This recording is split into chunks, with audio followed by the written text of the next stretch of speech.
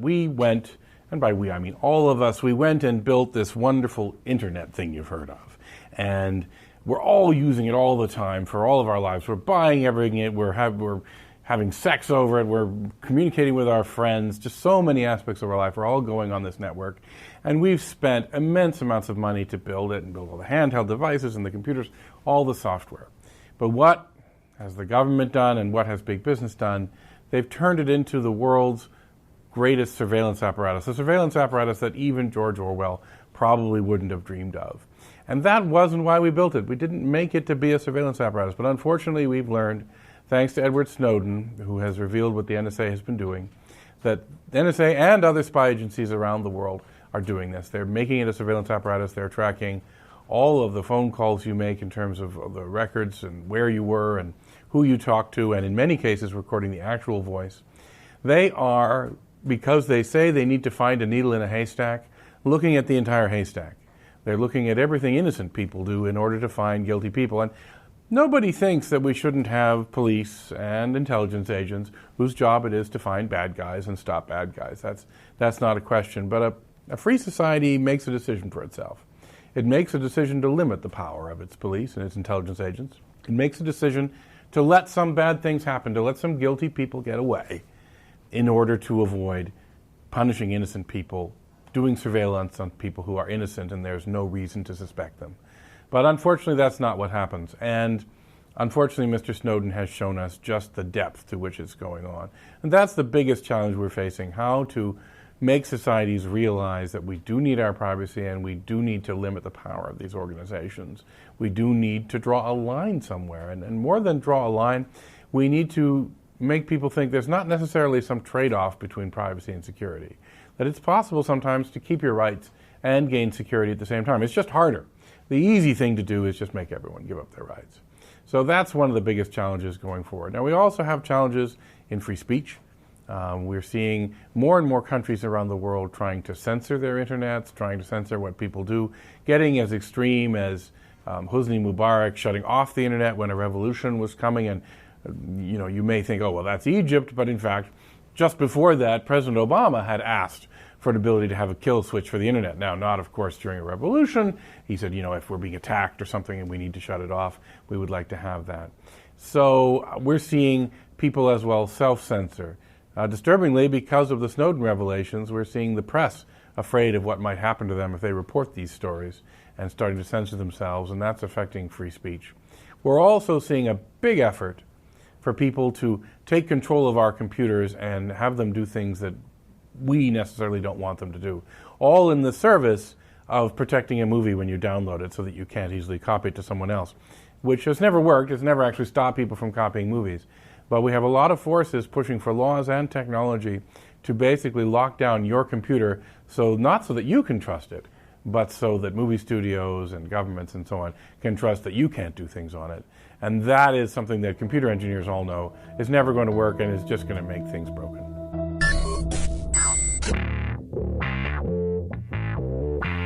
Just when you thought it was safe to put on your headphones, you entered the darkest, wildest, sexiest depths of technology. And here to keep you on the bleeding edge of science, tech, and ethics is the Rated R radio star, the man of tomorrow, the Golden Stallion of the tech world, Brian Sovryn. He has a huge brain.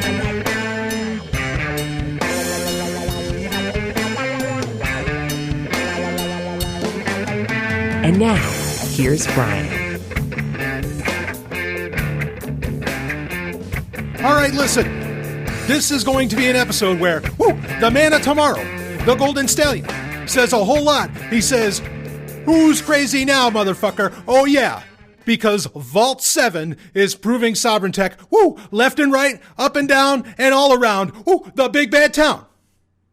Mr. DeVille, hey, Mr. DeVille, I am ready for my close-up, baby, because I'm going to call it like I see it.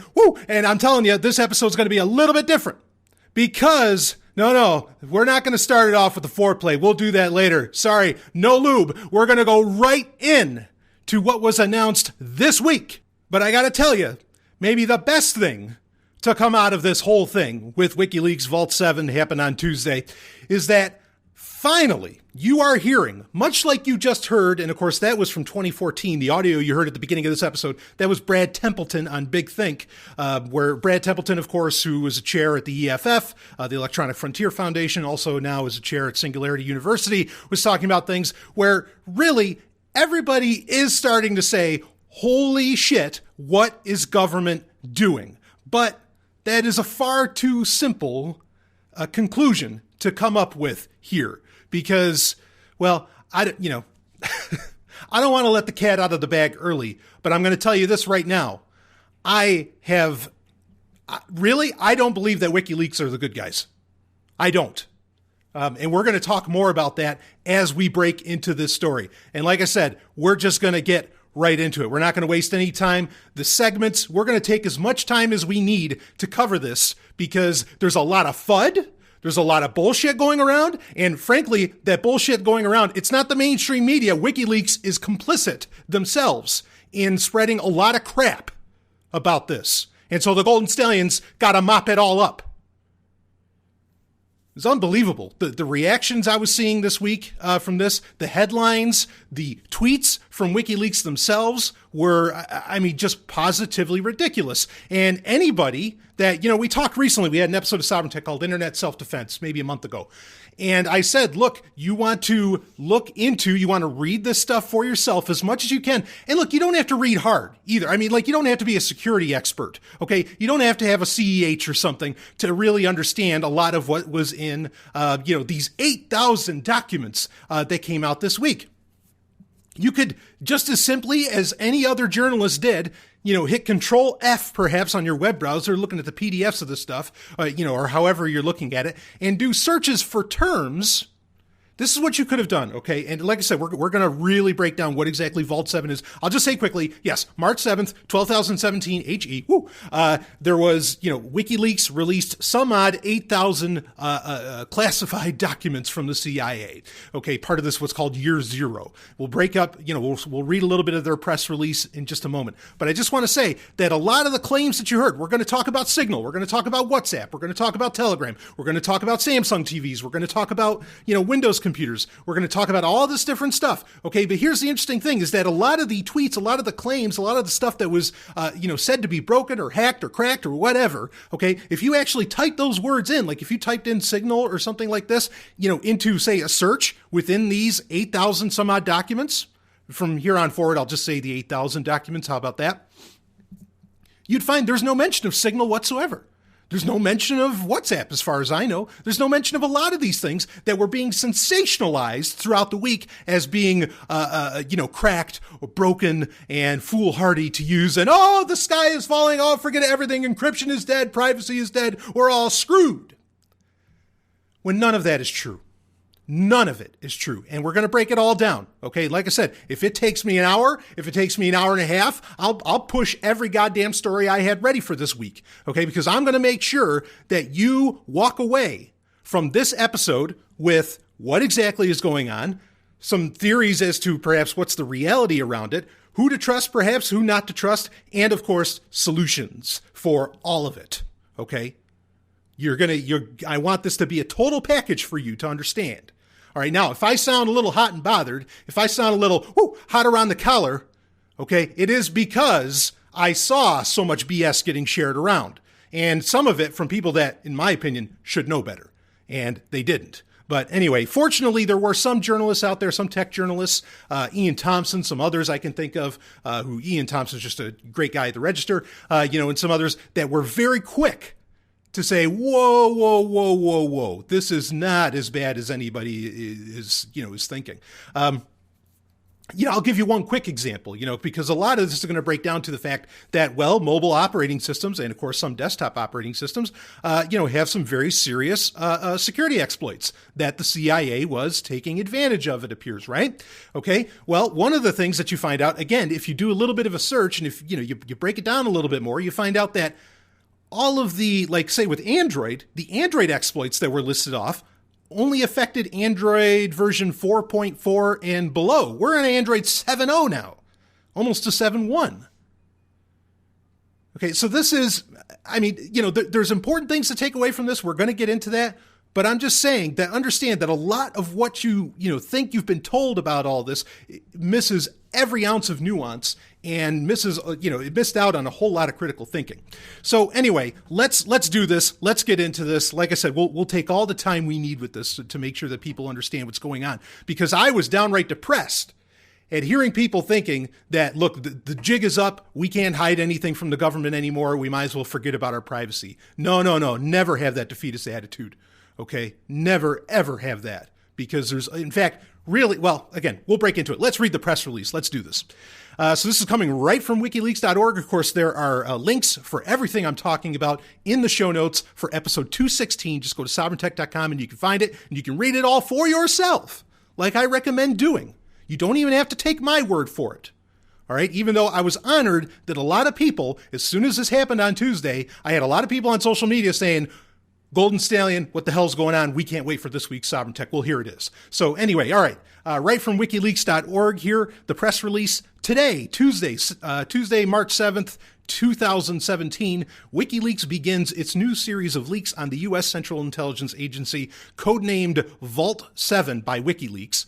So Vault 7 is a WikiLeaks attributed name, okay? It is the largest ever publication of confidential documents on the agency. Now, that statement right out of the gate may not be inherently true. There are other, there have been larger leaks of this nature, but it's definitely one of the biggest ones, no question there. But, no need to critique them on that, even though that's just kind of a bit of marketing on their part, which is part of the problem with this whole thing.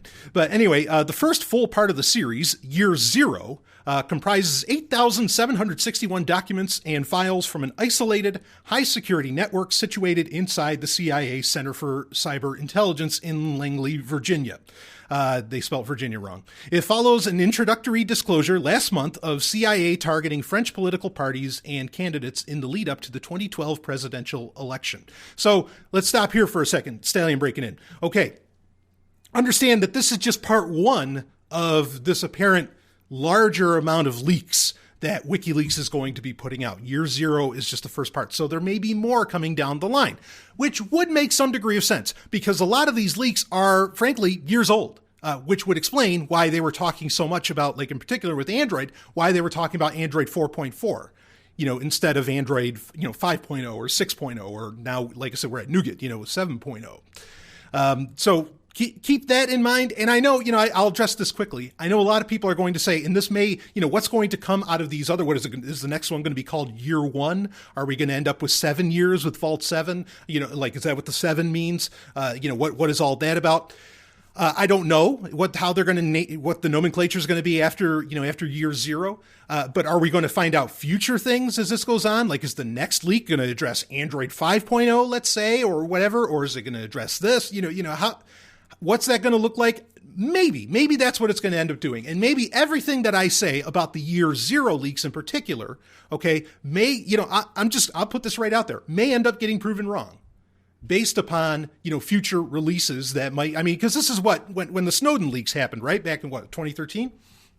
When the Snowden leaks occurred, this is exactly, how The Guardian was releasing things. Is The Guardian would, they would put out, so many documents on one day, and then they'd let the NSA react, and then they'd release documents later that made the NSA look like idiots by proving that everything they said, just a day before was a lie. Okay, so is that kind of the plan here? I don't think so. And I'm going to give you my overarching theory as to why exactly these were released in the first place later on in this episode. But first, we need to address what exactly was laid out here. So, but yes, we do expect more. And honestly, I have not had the time. Look, I might as well get this out of the way early. Obviously, I have not read all 8,761 documents or looked at all the files and everything that are in this release, that are in this leak. And I don't know anybody that's read them all already. And this came out Tuesday, and I'm recording right now on Saturday. It's March 11th. But I did do some keyword searching, certainly, and looked for various things that I thought might be of interest. And, and this is an interesting point. I didn't come up with much with my keyword searches, at least the ones that I think were more critical. So anyway, let's keep on reading here. Recently, the CIA lost control of the majority of its hacking arsenal, including malware, viruses, Trojans, weaponized zero-day exploits, malware remote control systems, and associated documentation. The extraordinary collection, which amounts to more than several hundred million lines of code, gives its possessor the entire hacking capacity of the CIA. The archive appears to have been circulated among former U.S. government hackers and contractors in an unauthorized manner, one of whom has provided WikiLeaks with portions of the archive. Year Zero introduces the scope and direction of the CIA's global covert hacking program, its malware arsenal, and dozens of zero-day weaponized exploits against a wide range of U.S. and European company products, including Apple's iPhone, Google's Android, and Microsoft's Windows, and even Samsung TVs, which are turned into covert microphones. I'll read just a little bit more here. And if you're wondering, yes, I am on location. I'm coming from Ice Planet Zero, but I am on location. So if the audio quality is a little different than when I'm in the studio, it's because I'm on my trusty Blue Yeti at the moment. But anyway, let's continue on. Since 2001, the CIA has gained political and budgetary preeminence over the U.S. National Security Agency, of course, the NSA. The CIA found itself building not just its now infamous drone fleet, but a very different type of covert globe-spanning force, its own substantial fleet of hackers. The agency's hacking division freed it from having to disclose its often controversial operations to the NSA, its primary bureaucratic rival, in order to draw on the NSA's hacking capacities. By the end of 2016, the CIA's hacking division, which formally falls under the agency's Center for Cyber Intelligence, had over 5,000 registered users and had produced more than 1,000 hacking systems, Trojans, viruses, and other weaponized malware. Such is the scale of the CIA's undertaking that by 2016, its hackers had utilized more code than that used to run Facebook. The CIA had created, in effect, its own NSA, with even less accountability and without publicly answering the question as to whether such a massive budgetary spend on duplicating the capabilities of a rival agency could be justified. Okay, so let's break that down. And really that answers the whole thing, is that the CIA effectively created their own NSA. Now, the CIA is chartered to deal with foreign operations, but in so dealing with foreign operations, they're like, well, but wouldn't it be nice if we didn't have to, work with the NSA so much, and we just kind of built our own little domestic policy with our own little NSA, and that's what Vault 7 is laying out. Is this entire, their own personal little U.S. domestic spy program, within the CIA. So you're finding out here a couple interesting things, but you're finding out that, all right, so it's not just the NSA watching you. I mean, you figured they were all working together anyway, right? Well, there, that raises some interesting points in and of itself. Is that, are there really like competing groups within the U.S. government itself? And it's certainly, to get into the realm of conspiracy and speculation, because I don't have a whole ton of evidence for this, other than this does seem to point at it. Because, look, if the CIA and the NSA got along fine and had this, great rapport, why the fuck would you create your own NSA, within the CIA? You wouldn't. You wouldn't need to. It'd be a waste of resources, because to do this stuff, and we're going to get into this later, to do all this stuff is fucking expensive. Okay, so why do that? And it would seem because, well, maybe different alphabet soup organizations are working for different teams, and that. That poses some very interesting points, which, and again, like I said, or where I was going to go in the conspiracy, realm, I know so many people talk about, oh, it's the globalist agenda, it's the elites, they're doing it, blah, blah, blah, New World Order, blah, blah, blah, all this crap, right? And it is crap. But, and I say it's crap because I've never, ever believed that there is such a thing as a singular New World Order. Do I think that there's a multitude of groups, of say secret groups that are, playing a little, little cloak and dagger against each other that, doesn't make it into the news? Fuck yeah, absolutely. In fact, I mean, granted, that's somewhat in the realm of speculation, but I think there's a lot of evidence, really to point at that. And this is just another, piece to that puzzle. There probably are, a multitude of groups, going after each other. There isn't like this one singular New World Order. That's just fucking nonsense. Okay, you get 5 people together and you try to get them to even agree to do anything. How the hell are you going to do it? With the amount of people it would take to do that kind of nonsense. So anyway, let's break into what exactly was talked about. You got the press release here. That's exactly what's going down, what WikiLeaks released. And in many ways, this beginning of the press release, okay, before they even get into their analysis, that's where things start falling apart. Their initial press release, all right, fine, this is what you're releasing. This is what's out there. I get it. I see it. Yes, you relatively accurately described what is in these documents and files. But then once they get into their analysis and once they get into their very sensationalized tweets, that's where WikiLeaks start to fall apart. But it's not the only place that WikiLeaks falls apart. But first, like I said, let's get into the tech. What exactly are they talking about? What did we find out from year zero? What is going on? This is... Well, we'll do the full breakdown because there's a lot of different aspects that were covered. Like they said, Android, iOS, Windows, even OS, or it should be called Mac OS now, even Mac OS, along with Samsung TVs. I mean, there's a whole slew of things here, that have been affected. So why don't we start off? Let's start off with talking about Windows. Okay, I know I have a lot of Windows users here, and this one might not be the meatiest of the bunch. I think that what most people are wanting to find out about is Signal broken? Okay, well, I'll tell you right now, it's not. We'll talk more about it in just a few minutes. So starting off with Windows. The CIA's Umbrage team has a modest collection of attack tools for systems powered by Microsoft's, by Windows. There's a link in the show notes where you can check some of this stuff out that lists off all of the different tools, that were revealed with year zero here, or with Vault 7, I guess I should say. The tools include keystroke loggers, sandbox escape ropes, antivirus avoidance mechanisms, which, let me get that right out of the gate. I've been telling you for years, don't bother with an antivirus. It actually creates more... more exploits. It creates more gateways to get into your system. And really, Vault 7 proved this. When you look over how they get around antivirus software, I mean, you just see just how antivirus is more trouble. It creates more security problems than it solves. All right, we've talked about that recently on episodes of Sovryn Tech 2, where you find out just how much antivirus software has really held up the development of, new technologies within the PC industry itself. Okay, so this just proves that point a little bit more. CIA analysts found flaws in Control Panel, that's Windows Control Panel, and the ability to add data streams to NTFS. Of course, NTFS is the, that's the hardware, the hard drive, formatting system that Windows, really pioneered. This is back in the, mid-90s with Windows NT. NTFS, I mean, people are getting away from NTFS anyway. I want to touch on this quickly. So their ability to get, to add stuff within NTFS. That really screws the pooch. That screws the computer. Like, that's bad. If you can just inject. I mean, there was a story earlier in 2016 where we talked about, it was a Eugene Kaspersky of Kaspersky, speaking of antivirus software, where he came out and said, look, the NSA has tools that can just rewrite the firmware on your hard drive. And once they can do that, I mean, it's fucking game over. And yeah, understood. But let's keep in mind that to do all of this, everything we're talking about, okay, this is going to be one of the primary points in this whole scheme, is that it's expensive to do.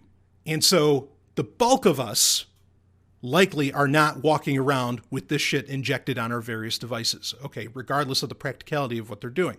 Okay, but, even looking at the code, including with this, NTFS injection, okay, even looking at the code of it and or not the code necessarily, but the way that they did it, kind of their setup based upon what we know of how they do it, like, this is really ugly shit. Like, this grand hacking team that WikiLeaks is talking about, that the CIA has, let's be clear here, they suck compared to, what the rest of private industry has.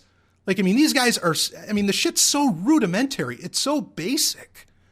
It's clever, but it's only really clever because it wasn't reported. Like, it's not like they really figured out anything grand. And in fact, just putting this out there, okay, I wouldn't be surprised if the CIA didn't really, discover these 0 days on their own. I think they probably hired, unfortunately, they probably hired people like Kevin Mitnick with his industry, and all these different companies around the world, quote unquote security companies that sell 0 days to governments. The CIA just bought them up. It's not like the CIA had the fucking brains, to figure out how all this stuff works, because I don't think they do, just based upon their own documents that we have here. I mean, it's like, if I were to compare the CIA okay, to the people that work, largely say in New Zealand, Silicon Valley, or Switzerland, or something like that. I mean, this, compared to the adults and the very mature, coders, hackers, security professionals that work in all of those areas, frankly, what the CIA has, I think it's like a bunch of third graders with the head for numbers and an Etch-a-Sketch. That's about it. I mean, it's weak shit. So anyway, so NTFS is a thing. I wanted to address that quickly. So most operating systems are going away from NTFS. exFAT that's EXFAT is now kind of the order of the day for some people, even though macOS recently, and of course, if you use BSD, which is one of my favorite operating systems, BSD, they use ZFS. Now there's a problem with that though, some versions of BSD will use ZFS. There's a problem with ZFS, and that is that ZFS is not an open source protocol. Or an open source format, I should say. I don't know if that's any better. ZFS is better. Like, it's technically better at what it does. It's an incredible, hard drive format, but, yeah. Well, anyway, NTFS, that being a concern, honestly, it's sort of a dead concern because NTFS is going the way of the dodo, even within Microsoft itself. I wouldn't be surprised if in the future, Microsoft, I think they're already developing a newer format anyway, but even if they ended up using ZFS as it was. So let's see. Windows library files are useful stepping stones. So they're cracking DLLs and all this, including they were able to use Windows theme files to to do security exploits, which is. So here's the funny thing with that about using Windows theme files, and we're literally just talking about the files that will change the appearance of your Windows machine, right? Okay. I've talked about this many times because it's such a great example. Okay, when you talk about Debian Linux, all right, the programmers, okay, the team, the developers behind Debian Linux, they have massive arguments, and they are funny to read, honestly, when you read on their board systems. Okay, they have massive arguments over just adding a wallpaper. Guess what? You think that's ridiculous? No, this is why. Because even through Windows theme files, the CIA was able to crack into systems. That's why Debian Linux, that's why a good hard Linux system takes a good hard look at even a JPEG. You get me? So anyway, let's read on a little bit here with the DLLs. I understand Windows theme files are a little more than a JPEG file, okay? This is, just like, a lot of people don't understand that. Something as simple as fonts, fonts are Turing complete. Do you know that? Oh yeah, woo, Ethereum's Turing complete. Isn't that fucking amazing? No, not really. Not when my Battlestar Galactica font has the same capability. Are you fucking nuts? Anyway, so, all right. Sorry, sidetrack. DLL files. Those were a very popular thing that was being taken advantage of. Of course, that's Dynamic Link Library. This is the very heart of Windows. So being able to crack those obviously is the most important way to really do a whole lot of damage on somebody's system. So anyway, one of the DLL attacks that they showed, techniques, someone at the agency is apparently a bit of a Will Ferrell fan. The Ricky Bobby program, as it was called, of course, that's the Legend of Ricky Bobby. That's a NASCAR comedy film. Talladega Nights. Thank you. Lovely and hyper intelligent Dr. Stephanie Murphy, producer of Sovryn Tech, breaking in with, of course, the important facts. And named after the character in the film. Well, there it is. Talladega Nights, uses several .NET DLLs. And of course, the .NET framework is a very important aspect of Windows, and a Windows PowerShell script to implant a listening post on target Windows PCs. A version has been used in the field on USB drives, according to one of the documents. The software with attack tools dubbed Fight Club these are obviously all cinephiles here, was, as in movie fans, was put onto 6 thumb drives and, quote, inserted into the supply chain of a target network /group, end quote. So this is something, this is going to be a recurring theme as we cover what happened with Vault 7 and what these documents talk about, is that a lot of this is, this is like SneakerNet straight injection. It requires somebody to walk up, put a USB, a flash drive key, whatever, into your system. And we'll find out about this too later with the Samsung TVs, that's what it requires. It literally requires SneakerNet. SneakerNet just means that it's something that you have to walk to, you have to deliver it. It's not done over the internet. Okay. But it's still, a computer affair. SneakerNet, that's just a thing. It can be good. It can be bad. Obviously in this case, it's bad, but it's just, it's just a slang term. And, doing that whole process of just like hiring somebody or having an agent go in or getting an agent in place to where they can, hook up a USB drive to whatever machines are necessary or to whatever network or anything like this, that's expensive. Understand that. That's a really expensive thing to do. And the CIA didn't just suddenly send out a bunch of operatives all around the world or all around, the U.S. in this case, because again, this is more referencing the CIA's domestic policy, within the U.S. You couldn't do that. Like, you don't have enough people. You really couldn't make that work. Okay, so again, as far as like these kinds of attacks, most Windows machines, while yes, they can easily screw Windows machines, that's not up to debate here, aren't infected because it just costs too damn much to do it.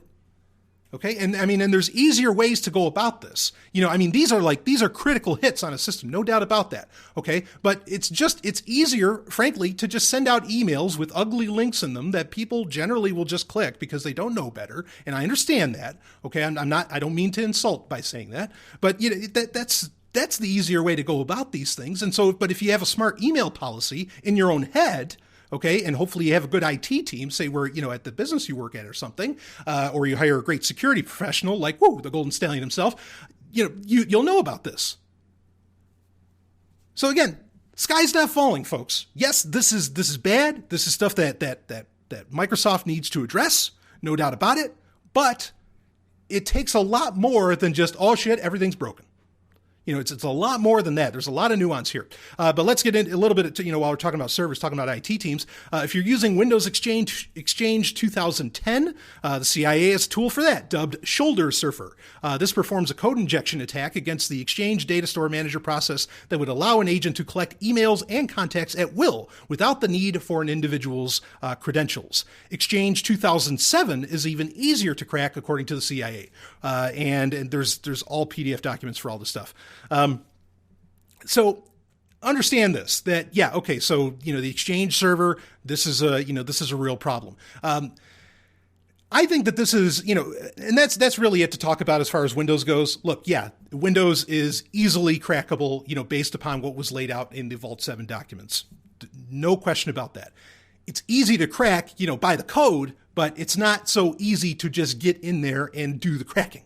If you get my point. Like I said, a lot of this has to be done sneaker.net style. Not all, but a lot of them big stuff that people were freaking out about. They don't understand just how difficult it is to get this put onto a computer. Okay, now, as far as like what's happening with Windows Exchange and all this, now, a lot of this can get addressed, and it can get addressed very quickly. And in fact, Windows 10, its model, the way that it updates and everything, could really address this concern very quickly. And also, now that and this is interesting, I'm not saying that this is the best way to go or it's what I prefer. Honestly, I prefer people don't even use Windows, but I understand why people use Windows. I'm going to talk about that more in a second. Okay. But if, you're on the subscription model now with Office 365, right? Like if you just do that, then, you're not dealing with all these older versions of Exchange Server anyway that, clearly have problems. And this speaks again to the point that understand a lot of what's described in year 0 in Vault 7 here, all right, is really applies to older software that if you're just constantly updating, and I know if stuff auto updates, you could get something from the CIA that way and you don't have a choice about it, or it could break your system or something. If it's forced updates, that can be a bad thing. I know that. Okay, but I'm talking in general about general people because that's largely who this is going to affect. All right, if you're doing that, then if you have that Office 365 subscription, you're paying a monthly fee, but you're always getting the latest version of Exchange Server and all that. I know that it's tough to just update to Exchange Server, at particularly at larger businesses or even medium-sized businesses, but it really speaks to why you need to be doing that. And there's a chance that Microsoft knew about some of this stuff. Okay, there's the chance that they had an idea, and there's a couple points I want to bring up about this while we're talking about Windows as far as Vault 7 goes. All right, one is that they're really pushing hard for people to update to Windows 10, and maybe that, and not just out there in with your average consumer, but maybe in the enterprise space as well. They're really pushing hard because they know that they can solve this stuff a lot faster if they get everybody in on these kind of, these subscription models, or on these more, rapid update models that come out there. And that's why they're timing them. It's very clear that what's going on with Windows 10, a lot of it, I'm not saying there aren't problems with Windows 10. There's a shit ton. And we've talked about them, over the past couple of years. As long as Windows 10's been out there, we've talked about them on Sovryn Tech. I mean, Microsoft themselves does key logging. Okay, forget about the CIA. Microsoft themselves, made it very clear that when you were beta testing, or if you were on like the fast ring or slow ring for Windows 10 for testing, that they were going to collect all the telemetry of what you were doing. But at least they told you, I guess. Again, I don't want to, be here defending Microsoft, but I'm just saying that there's a good chance that they know about this, and that they, this is part of the reason they're pushing really hard to get people on board with that. It could be the opposite, that they don't want the CIA to have to do such an expensive job, and they want everybody on board with this stuff because Windows 10 is already fucking, pwned by the CIA or the NSA or something like that. I'm open to that too. But here's the gaff. Here's the interesting thing. And if it weren't for this one little tidbit of a story, I would be a little more concerned about Windows. Okay. And the little tidbit that I have is last year, I believe it was, that finally, and this was, it was a small story, not widely reported. I did mention it on Sovryn Tech, but Microsoft actually allowed the EU, yes, the European Union, okay, Starfleet Command, as No Agenda listeners would know, in the morning to you, Starfleet Command, the EU, they allowed the EU to actually look at the closed source kernel code for Windows. So the EU and their quote unquote professionals have had, they've looked at the golden egg, which not many people have had the chance to do. And so when you consider that, the EU, and look, folks, like I said, or I tried to lay out here, and I think that the entire Vault 7 story proves, it's not like all the governments around the world all work together and they're all happy-go-lucky and they're all on the same team and they're all this big new world order. I really don't think that's true. And I think, again, Vault 7 proves it, with this really what seems to be a competition between the CIA and the NSA. Okay, so to allow the EU to get a good look, at the Windows kernel, which, again, like I said, not many people get the chance to do. I think if there was something crazy going on there, things would be very interesting as far as what's going on in the EU. Now, is this why the EU wants certain things not bundled with, with versions of Windows? That's been a story ever since Internet Explorer with Windows XP, right? Used to have Windows N or Windows XP N in Europe because that was the one that didn't come with Internet Explorer bundled in it. Maybe that's what's secretly going on there. I don't know. But my point being is that, well, there have been more eyes than normally looking at, the nitty gritty of what makes up Windows. So I really don't want to say that Microsoft is being 100% complicit, with the U.S. government or with the CIA anyway, and whatever else, especially considering just how, really what a strong case. And I don't think it's theater because it's not getting enough attention to be theater. The strong case of, Microsoft versus the DOJ that's been going on for the past couple of years as far as that Irish, server that they have in Ireland. Okay. So yeah. Now, as far as using Windows, okay, let's get into the desktop operating system thing here for a minute because this is kind of important. Okay. As far as using Windows, look, I have said this for so long on Sovryn Tech. I said, I understand, if you want to get stuff done, yeah, you use Windows. In fact, Michael Dean of the Freedom Fiends, he made a great little meme that said it's something it was like a yes or no thing, with a chart with the lines. Well, if you say yes, go here, right? And it said that and I get it. I don't I'm not saying I 100% agree, but I get it. I thought it was funny and shockingly true. If do you need to get stuff done? If the answer is yes, it takes you to Windows and it takes you to Linux. And if it says no, it takes you to OS 10 or something. I forget exactly how it worked, but the point being is that, look, if you have a life and you need to get shit done, you use Windows. And I think there's a lot of truth to that. And the, kind of the alternative point is that if you need to get shit done, but you don't have a life, you can use Linux, right? And so, but my point being is that what I've said for years on Sovryn Tech, look, I get it why people use Windows. It might be a business thing, whatever. You got to use Office. And yes, I know Office works on Mac OS. But, Windows for me, the only reason that I still use it largely is because of gaming. Windows is the ultimate gaming platform. Look, shut up. Yes, it is. It just is. Okay? Deal with it. It's a fact. And no, virtual machines don't cut it. I get so tired of hearing that argument. I get it all the time. And it's like, no, I'm sorry. You can say by the numbers that it's supposed to do that, but I can show you a lot of numbers where things just don't add up no matter what your math looks like. Okay. VMs don't cut it when it comes to gaming. So not when you're dealing with like the latest and greatest, right? Okay. So what I said was, look, if you really, or even if it's just to run Photoshop, or if it's to run, maybe you got, I don't know, if you got to run Outlook or something, whatever the hell you got to do. Okay. Just have a Windows machine, have two computers. All right. You have your one with Linux or BSD if you're feeling that saucy. And then you have one with Windows. The one with Windows, you log into practically nothing with that. Okay. And, and you just use it for either for gaming or use it for Photoshop or whatever the hell you need. All right. And that's it. That's all you do is you have that separate machine just sitting off to the side, and that's what you use it for. So not, if people were following largely what I've been saying for some time on Sovryn Tech, none of this would be, certainly none of it is a surprise. I mean, everybody's expected that this stuff was going on. Just now, we kind of have the proof of it. Okay. But also, it wouldn't really bother you so much because it's not like your Windows computer would be doing, that much in the first place. But do also understand, look, I get it. Okay. Not everybody's going to buy two machines. And some people, maybe it's not like that critical what you have going on. And, that one Windows machine is good enough for you. Okay. And also, I really do think, and we'll be covering this more as we get into other aspects of Vault 7, okay, that these companies are jumping on top of it. Apple and Google, within like 48 hours, said that, either what was reported out of Vault 7 was either already plugged, is already fixed, or it was, like previously, like it had already been long fixed and it just wasn't a problem anymore, or that they were fixing it and they fixed it right away. So the fixes are in, and I don't mean that in a negative connotation. Okay, as far as this stuff goes. But there you go. If you want to know, what to do about that. Now, I want to touch on this, and maybe this will lead in, nicely. Well, all right, never mind. Actually, I'll save it. I want to talk about what they talked about with Mac OS, or in the documents, it was, these are slightly older, so it was called OS 10 at the time. It's where now it's called Mac OS.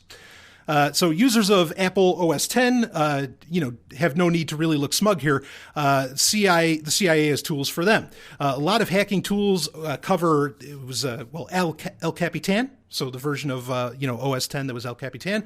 But presumably those have been updated to subvert new versions of the operating system. And that, that's something to talk about like all the way around, is that, there might be updated exploits to what's described within these documents. Sure. We're totally open to that, but wait for my overall, idea as to what I think actually, was happening here, because maybe that's not necessarily the case.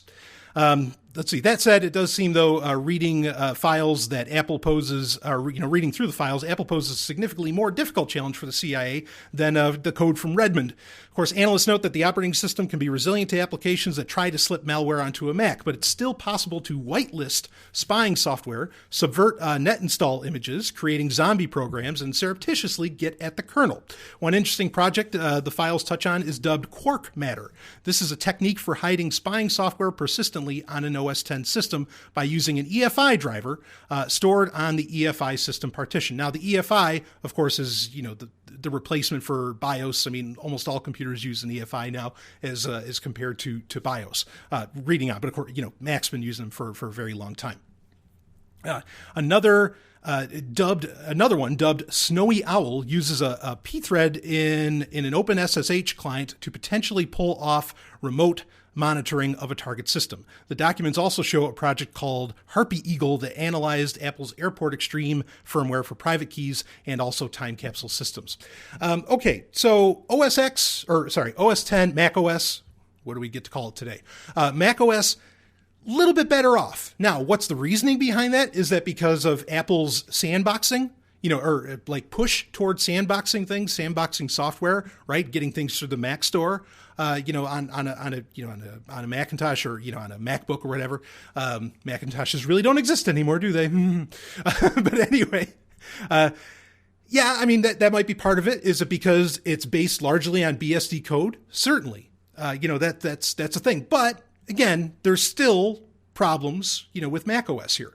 So, but I want to talk about the whole desktop thing, and that'll lead us into talking about the mobile operating systems, which is where the bulk of the attention has been on.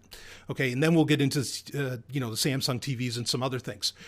So with desktop operating systems, there's kind of this big argument. In fact, Matthew Green, who I have a deep respect for, he's a cryptographer at Johns Hopkins University, had a lot to do with ZeroCoin, which ended up becoming Zcash, which I'm a huge fan of, which you can donate to Sovryn Tech with, by the way. Link is address, shielded and transparent, are in the show notes if you'd like to do that.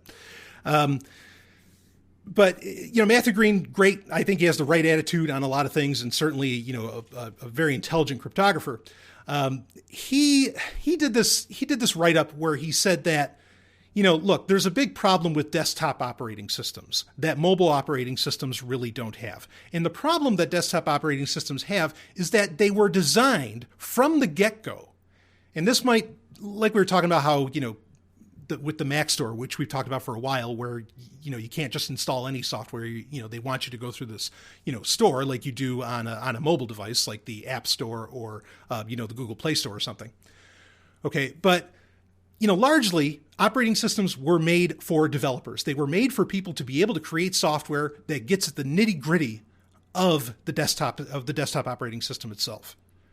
Okay, so by design, Matthew Green's argument kind of goes, and if I'm putting words in his mouth, I apologize. By design, desktop operating systems are kind of insecure because they're meant to be toyed with at, very deep levels of code. There's a truth to that. Okay, but that same thing that creates a potential danger is the same thing that might be its, for lack of a better term, salvation.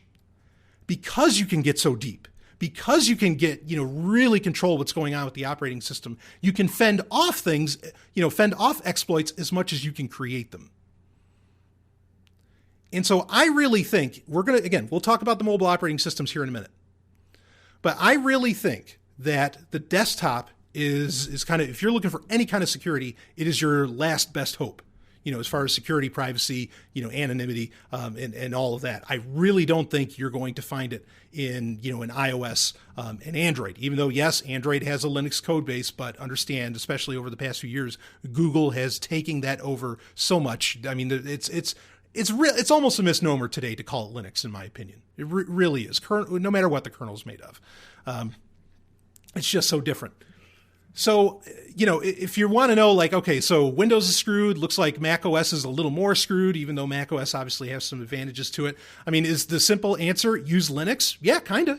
That kind of is. I mean, like I said, I'm going to bake in a whole bunch of solutions, sort of as we go on here. But yeah, I definitely recommend. I mean, and this is nothing new for Sovryn Tech listeners as well. Hell, for years, literally for almost 5 years that this show has been running, I have put in the show notes every single episode. There is a link for a computer. Actually, now there's two different models now, but it's the Libreboot X200, and then there's the Libreboot T400. They're from 2009, 2011, something like that. They're your older ThinkPads, Lenovo ThinkPads, that at the time, I mean, now it's not really possible to do, but at the time, everything was still opened up enough. The hardware was still open enough to where you could completely reverse engineer right down to the BIOS. And so you put in effectively the Libreboot BIOS. Okay, that runs everything. And it's really the only way, they're the only totally open systems out there available. I know they're slightly older. You can still put in a good amount of RAM. You can put in a huge hard drive. You're not going to play...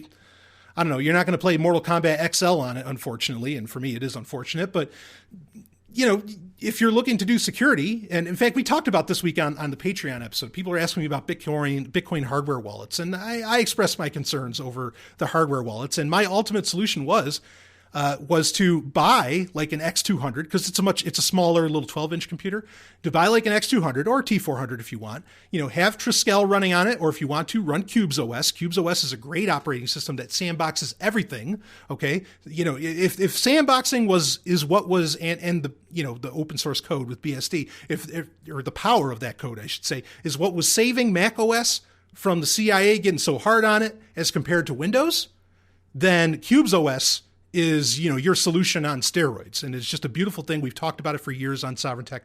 It's a great operating system, to run with. Either run Triskel, toss CubesOS on there, or you can do, kind of what I do. And, I run OpenBSD on everything that I can, or run FreeBSD if you want, whatever. Okay. You're not going to do all the wonders of computing upon them, but as far as communicating, as far as, sending out whatever, setting up wallets, for cryptocurrencies and all this different stuff, I think it's absolutely the best way to go. Okay. They are the X200, the T400, the Libreboot X200, the Libreboot T400. In my opinion, these are largely the last systems. Don't talk to me about Prism or what is, it's not Prism, whatever that other company is that's been putting stuff out there. That's a whole other ball game. But anyway, don't just go for these Libraboots. That they are in many ways the ultimate solution, for much of what we're talking about here. And maybe we'll get into that more a little bit later. So yeah, get comfy with a good version of Linux or BSD if you're at that level, and rock and roll.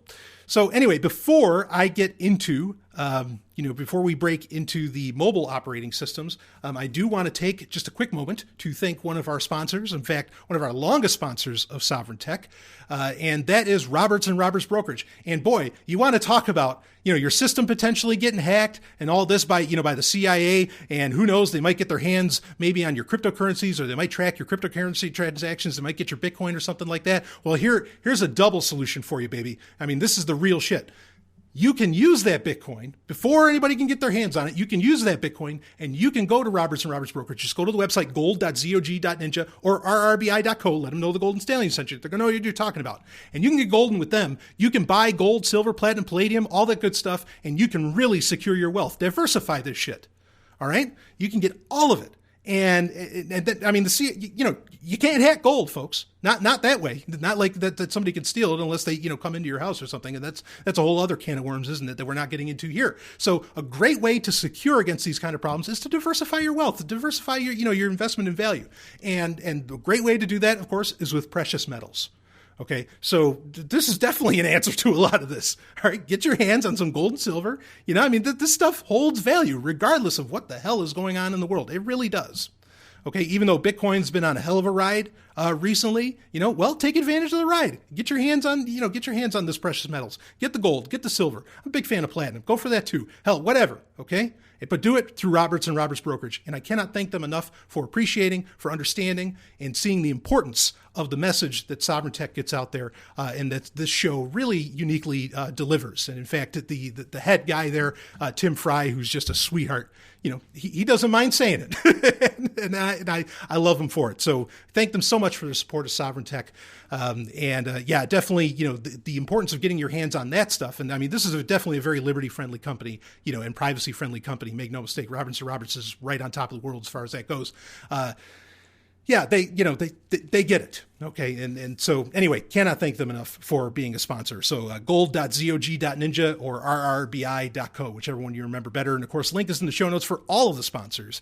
And I just want to say this quickly too, especially with all this going on, you got to understand every episode of Sovryn Tech, the show notes, there's an appendix to the show notes where you can find the sponsors, and where you can also, there's extra links perhaps from the show, but there's also links there, like I mentioned, for the Libreboot X200 and some other things.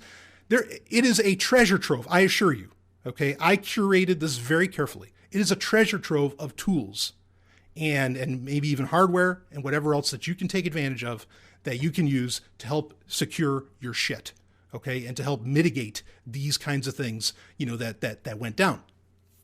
Now, I don't know if I made it perfectly clear in the last bit when we were talking about the desktop operating systems that Vault 7 particularly was addressing, but let me be clear again, just in case I wasn't, or just in case it wasn't enough for you yet.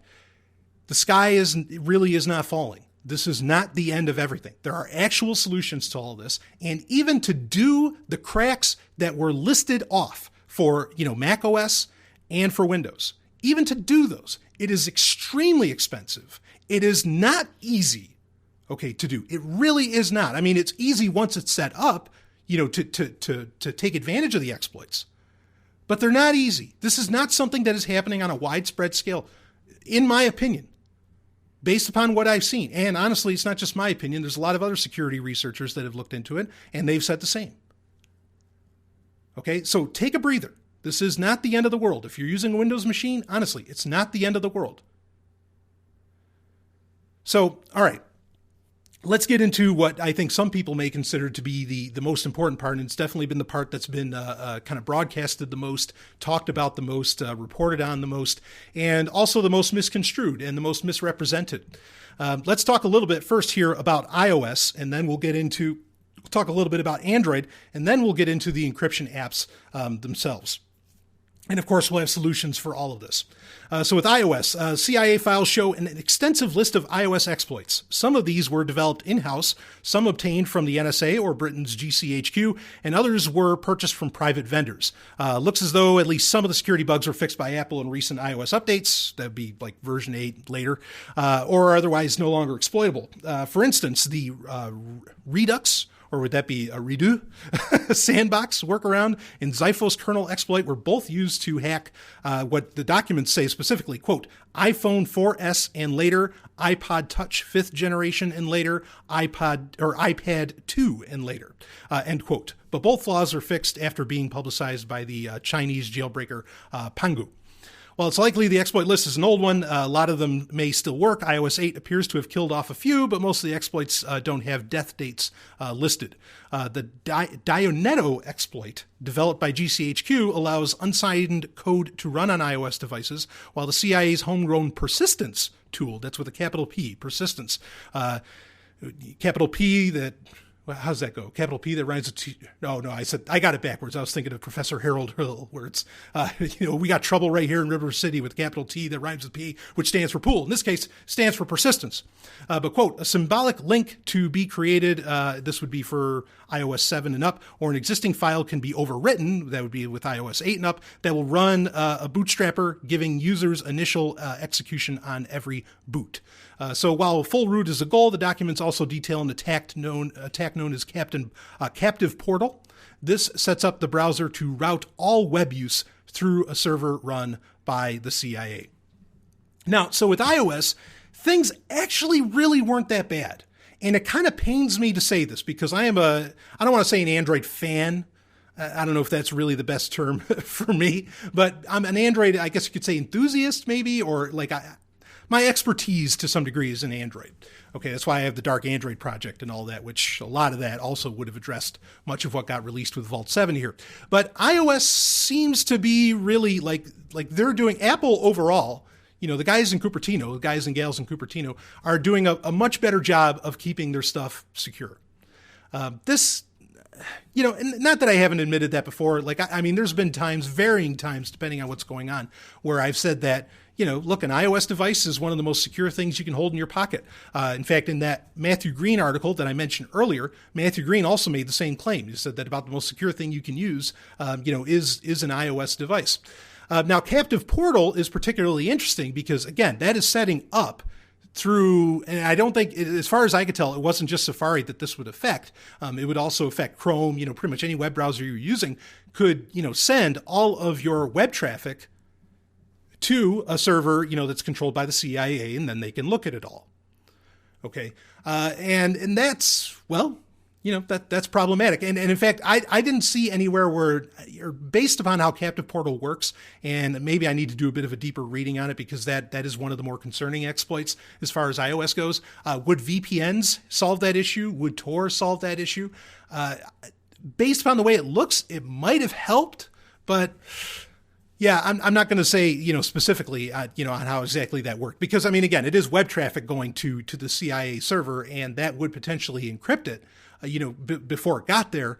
But, well, anyway, I don't want to, you do want to be using VPNs, and you do want to be using Tor as much as possible on mobile devices, but we'll get into that more when we talk about solutions for all of this. But let's break down into Android, and then, like I said, we'll get into the secure messaging apps and all of this. And how are we doing on time? Holy shit, I've been talking for an hour. How does the Golden Stallion do it?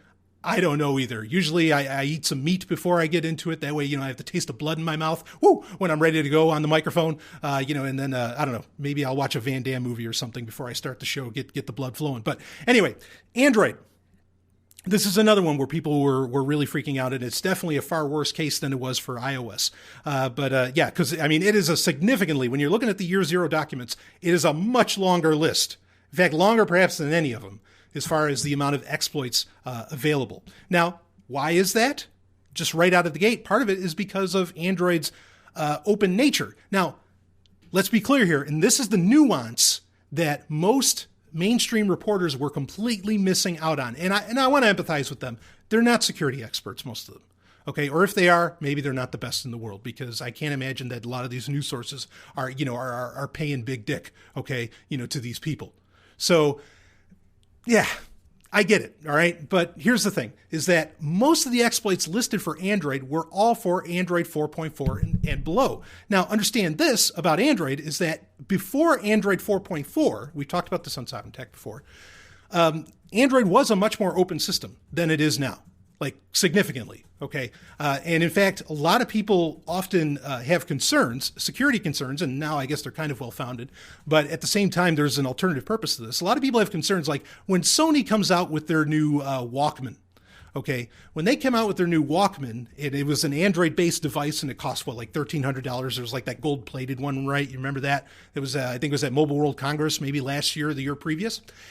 When that came out, it came with a version of Android 4.2, and everybody was making fun of Sony for like, wait a minute, you're charging me, hundreds of dollars or $1,000, whatever, for this gold-plated, Walkman, which some people see as just a completely antiquated idea. I don't agree, but you're going to charge that much. And then you're putting such an old version of Android on it? No, there was a reason for that. Because they put Android 4.2 because of Android 4.2 and before, you could get a lot deeper into the Android operating system. And you could do a lot of audio tricks, a lot of custom audio tricks, because that was really what the Walkman was offering to you, was a lot of these custom codecs, a lot of this custom compression, and, and custom, equalization, sound equalization and all that. It needed Android 4.2, you understand? You didn't, it wasn't even a choice. So that's the thing. That's why a lot of these Android exploits, yeah, I bet they're very legitimate. I bet they worked. I bet they were used. Okay. But a lot of them now may not be possible. And I say may, I could be wrong. And like I said, there's going to be more releases. Year zero is just the first one out of Vault 7. Okay. There might be a lot more, and we might find out some more new things, but based upon the information presented to me as it is here, okay, is that a lot of this stuff that got listed off for Android might not even really affect it anymore. And also, as I mentioned earlier in the show, Apple and Alphabet/Google both came out and said, look, we've already patched so much of this, and we're fixing everything else right now. Okay, we're making it happen fast. It does speak to the fact that you really want, and I know what I was just saying about Android 4.2 and, as compared to newer versions and all this stuff.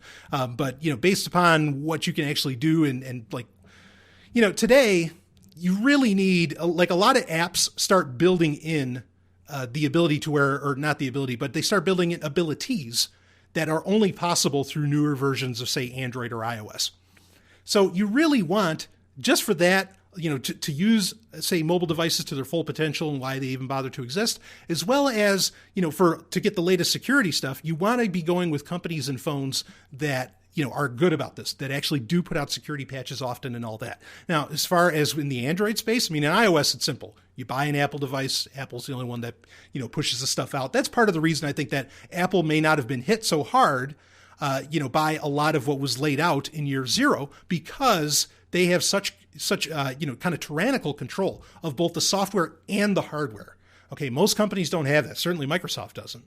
All right. But there's advantages and disadvantages to all that. So anyway, but as far as with Android goes, if you're wanting part of a solution to this, well, yeah, you want to be buying, either Google's Pixel phones or their Nexus phones, or, you want to be buying something from Samsung, maybe. And honestly, in a lot of ways, those are your only two choices of companies that regularly put out updates.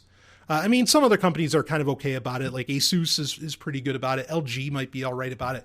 But those are the two, really that I think you can kind of count on to get these security patches that could at least address much of what was being discussed, within the Vault 7 leaks here. So with Android, like I said, much longer list. There are exploits such as Kronos and Creatine that attack specific flaws in Qualcomm's Adreno GPU drivers. Then there's Starmy and Snubble.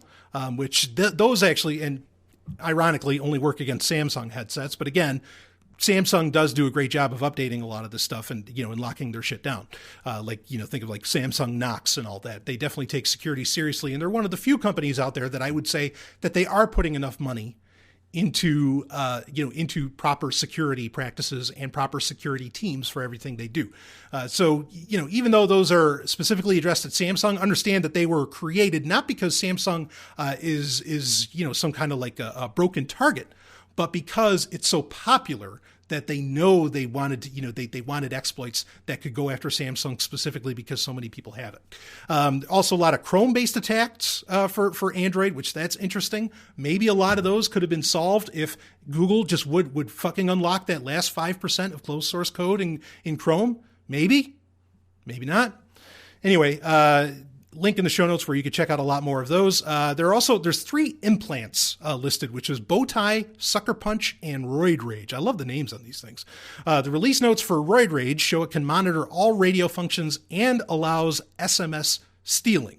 While the bulk of the exploits listed allow for escalation of privileges, allowing malicious apps to gain more or total control of the infected device, there are some like Baron Samedi, Doug Trio, and Salazar that allow for remote access. Many of these have been shut down in phones running Android version 4.4 and higher, but bear in mind that the list is 3 years old and the revised grab bag of exploits currently in use could be more effective against more Android builds.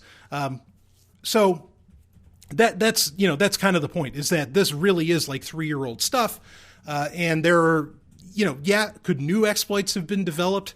Certainly, I could imagine that, but a lot of the stuff is, a lot of what we know of here has already been patched. And, kind of the good thing to come out of it also is to let people know, that this is happening in the first place. I mean, what's the old saying from Thufir Hawat, the Mentat, right? Is that, the first step in avoiding a trap is in knowing of its existence. Well, now we know unquestionably of its existence and what these kind of vectors look like, and that lends one to solving it and to avoiding it, in all of this. So there might be, new versions of all this stuff. Again, like we said, a lot of this was designed for much older versions of Android, and newer ones might not be so much of a problem, but maybe there isn't. Maybe there isn't. But we'll save kind of that conversation for later on. So Android, as long as you're using, newer versions of Android, a lot of this really shouldn't be a problem. Android does have the very real issue that I already brought up, that, not every, Android, handset or tablet or whatever gets all the latest updates. Most of them probably aren't updated well at all. You can look at the adoption numbers of, what version of Android is the most popular in the world and all this, and it's always like 3-4 years behind. And that is a problem. I have no problem admitting that. When I talk about the Dark Android project, which you can go to darkandroid.info to find out more about that. And I might have some interesting things coming in the very near future as far as that goes, especially with this in mind. One of my big concerns was that, okay, the hardware that you buy, if you want to set up a really secure Android device, you got to make sure that it's hardware that has open source versions of Android or more open source versions of Android readily available for it, or that get regular updates. Okay. Like for example, my top Dark Android device has been the 2013 Nexus 7 ever since I started the Dark Android project, because it gets, AOSP, which is it's Android, but it's the open source version of Android. Okay. That you can constantly update to. It doesn't even have Google's code in it. It is completely, or, like the Google Play Store code and all those, instantly installed apps that could potentially be an exploit or a problem, or, Google itself is a problem. So let's be clear on that. But that way you have AOSP, or you can put CyanogenMod, or what's now it's called Lineage OS. They changed the name of it for varying reasons. We talked about that a few months ago. You want to make sure that you're getting devices that are constantly updated. You do not want to be stuck to where these kinds of exploits that I just listed off can affect you. You just don't. And that's really how you mitigate that. It can be a double-edged sword, because maybe those updates allow for new exploits, certainly, but deal with the devil you know. All right. And this is the devil we know. And the way to cure it is to have your fucking stuff, your operating systems updated as much as possible right now. Okay, so that, there's a very quick and easy solution, for that, is to make sure you're buying, just look at the track records. Okay, as far as, what devices get updated most of the time. It's not hard to look up this data. All right, I mean, I can tell you already, it's, the latest Samsung's and, Google's Nexus or Pixel line. All right, those are your surer bets.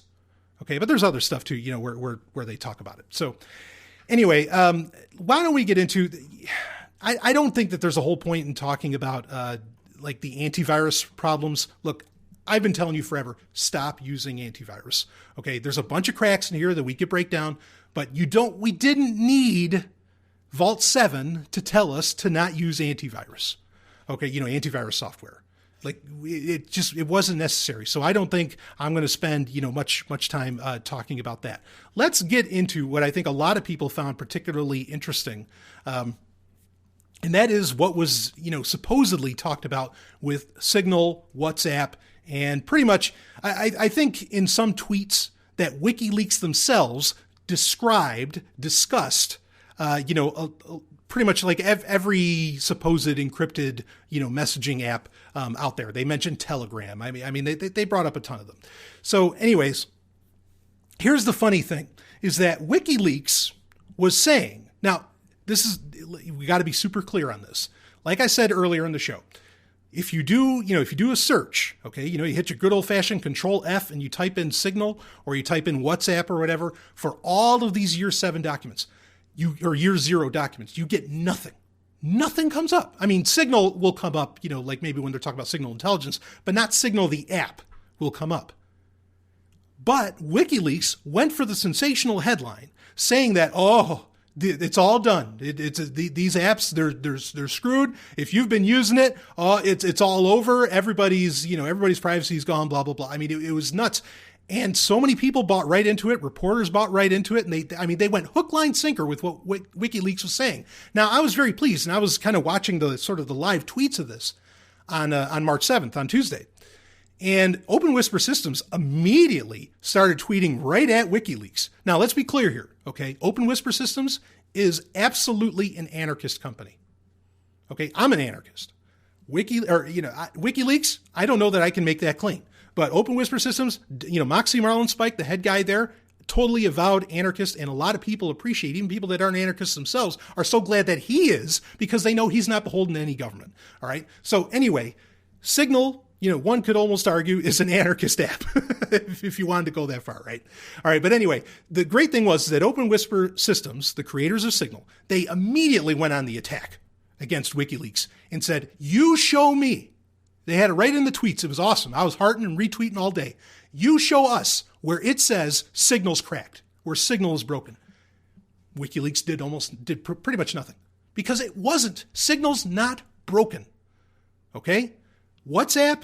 Well, WhatsApp is a whole other thing. And before you think that I'm some kind of Open Whisper Systems /Signal fanboy, okay, I criticized personally Moxie Marlinspike's retort to the concerns that WhatsApp was broken. I think WhatsApp, I think it is broken. Okay, now WhatsApp, let's be clear on this. WhatsApp, very popular, billion users, whatever. Okay, very popular around the world, not so much in the US. A lot of people got excited about it because they baked in, the axolotl, or I think now they're just calling it the Signal protocol. They baked in the Signal protocol automatically. They turn the switch on, and so everything, every WhatsApp message that goes out, unless I guess if you turn it off, which I don't know why people would do that, will be encrypted with some of the best encryption the world's ever seen. Great. That's nice. The problem is that the implementation, and Moxie has kind of admitted this. He said that when he talked about the implementation of Signal into WhatsApp, of the Signal protocol into WhatsApp, and because the Facebook Messenger also has the Signal protocol baked into it as well now. And I think both times, certainly with Facebook Messenger, he said specifically that it's a good implementation. Now, he didn't say it was perfect. He didn't say it was, I feel like, and maybe I'm reading too much into his words, but I've talked about this before. Okay, but the way that Signal was implemented in these things, I still think that there's a lot of ugly metadata and a lot of other data being collected, and that anything owned by Facebook is absolutely a honeypot. I would not trust WhatsApp, not because of what came out of Vault 7, but because of what we've already talked about for a very long time, that WhatsApp's encryption implementation is not as good as just using the pure Signal app. Okay, so I guess let's get this out of the way. Should you still use Signal? Abso-fucking-lutely. Absolutely still use Signal. Go ye forward and do likewise, okay? Go use Signal. Tell everybody to use Signal. Absolutely. All right, that has not changed because Signal is not broken. All right, now, what is being claimed and what apparently WikiLeaks meant, even though they completely sensationalized and misinformed so many people, and I don't even know how many hearts and retweets that fucking tweet got that said that Signal's broken. And, WhatsApp and whatever else, okay? But, what they may have meant was that the operating systems, iOS and Android, are quote unquote broken and, can easily be exploited and, you can have injection attacks, whatever. Okay.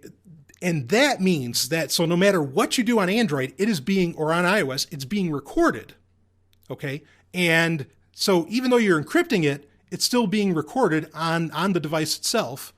And the CIA is recording and storing what exactly you're sending out. All right, folks.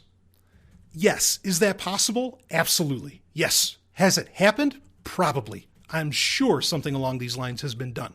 But here's where we got to get into some here's where we got to break into a big reality check. Okay. And I've already hinted at this throughout the episode. Understand this.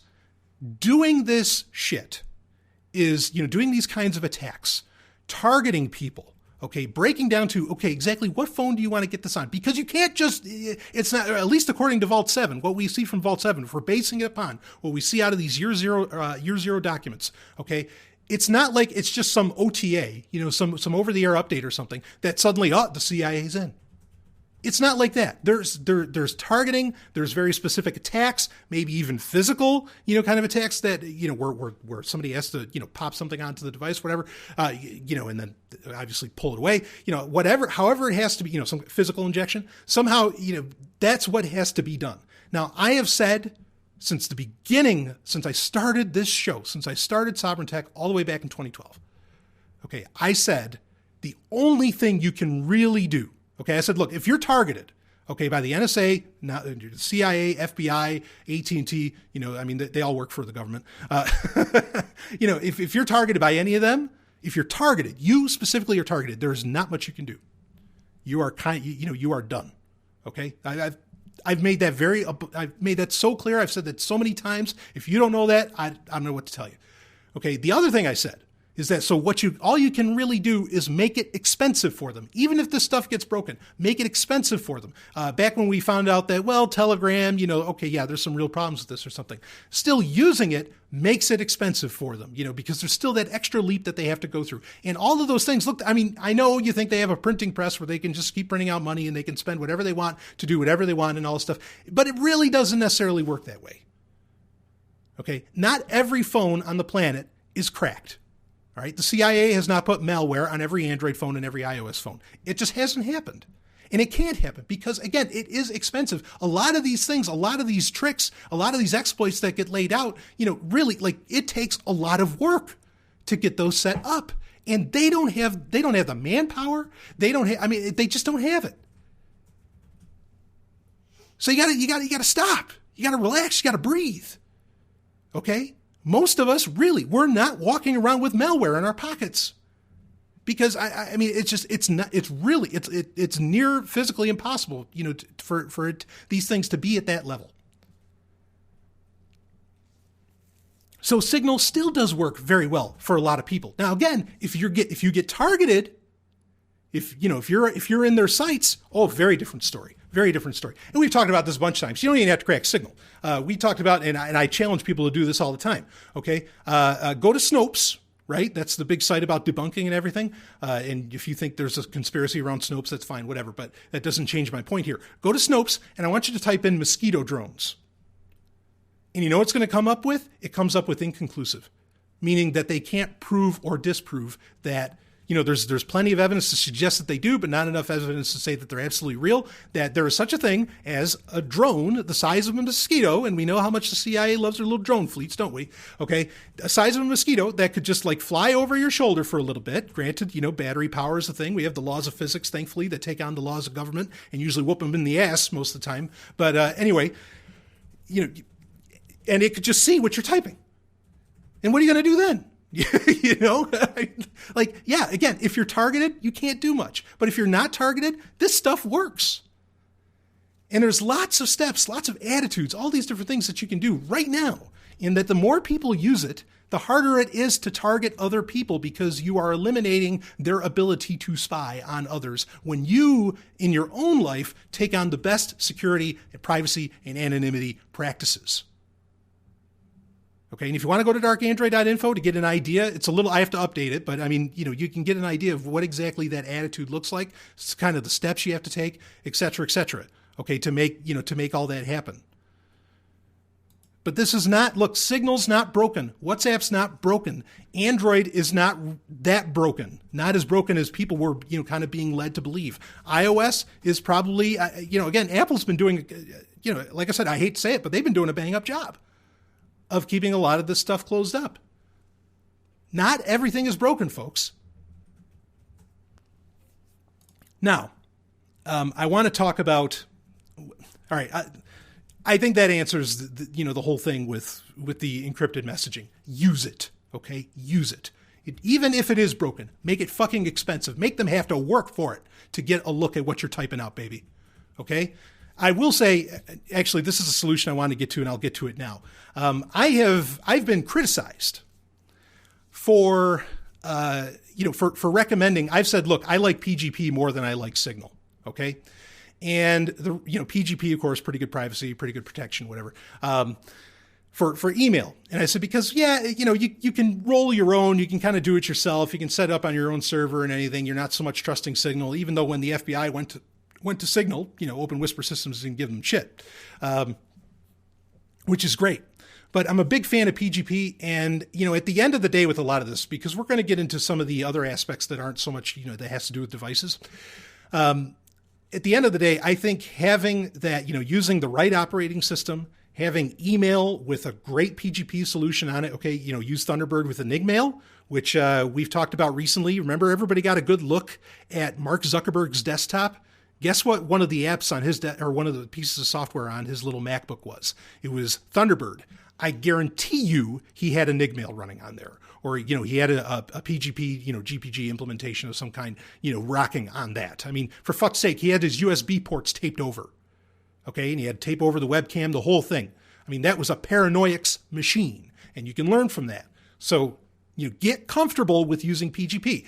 If if Thunderbird is you don't want to mess with that. If setting up Enigmail and everything, which is about as, I mean, it's pretty easy these days to go through that process. If that's not enough for you, or if that's too much for you, you can get Mailvelope, which works with Firefox or Chrome, or a Chrome-based browser.